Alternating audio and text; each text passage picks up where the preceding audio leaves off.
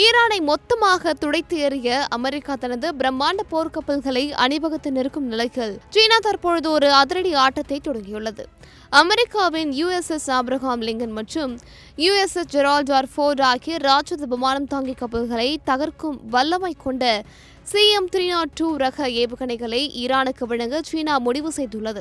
இந்த அதிரடி ஒப்பந்தம் தற்பொழுது இறுதிக்கட்டத்தை எட்டியுள்ளதாக ராய்ட்டர்ஸ் செய்தி நிறுவனம் பகீர் தகவலை வெளியிட்டுள்ளது. சீனா தயாரித்துள்ள இந்த CM-302 ஏவுகணைகள் ஒளியை விட வேகமாக சூப்பர்சோனிக் வேகம் கொண்டவை.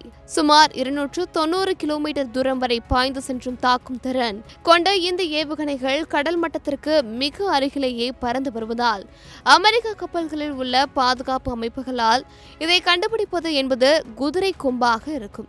இந்த ஏவுகணை ஒன்று மட்டும் போதும் அமெரிக்காவின் எவ்வளவு பெரிய போர்க்கப்பலையும் துவம்சம் செய்ய முடியும் என்று ராணுவ நிபுணர்கள் எச்சரிக்கின்றனர். கடந்த ஜூன் மாதம் இஸ்ரேல் மற்றும் ஈரான் இடையே நடந்த 12 நாள் போருக்கு பிறகு இந்த ஆயுத ஒப்பந்தம் மிக வேகமாக முன்னேறியுள்ளது.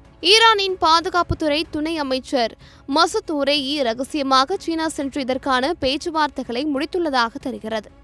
அமெரிக்க அதிபர் டொனால்ட் ட்ரம்ப் ஈரானுக்கு 10 நாட்கள் கெடு விதித்துள்ள நிலையில் ஈரானுக்கு பக்கபலமாக சீனா இந்த முடிவை எடுத்திருப்பது சர்வதேச அரங்கில் ஒரு மிகப்பெரிய சவாலாகவே பார்க்கப்படுகிறது. ஒரு பக்கம் அமெரிக்கா மற்றும் அதன் கூட்டணி நாடுகள், மறுபக்கம் ஈரான், சீனா மற்றும் ரஷ்யா என உலகம் தற்பொழுது 2 துருவங்களாக பிரிந்து நிற்கிறது. ஈரான் மீதான ஒரு சிறிய தாக்குதல் கூட அமெரிக்காவிற்கு பெரும் நஷ்டத்தை ஏற்படுத்தும் என்று ஈரானிய அதிகாரிகள் எச்சரிக்கும் அதே வேளையில் ஈரானின் இறையாண்மையை நாங்கள் ஆதரிக்கிறோம் என்று சீன அதிபர் ஜி ஜின்பிங் வெளிப்படையாகவே தெரிவித்துள்ளார். ஐக்கிய நாடுகள் சபையின் ஆயுத தடையையும் மீறி சீனா இந்த ஏவுகணைகளை ஈரானுக்கு வழங்கினால் அது அமெரிக்காவுடனான நேரடி மோதலுக்கு வழிவகுக்கும்.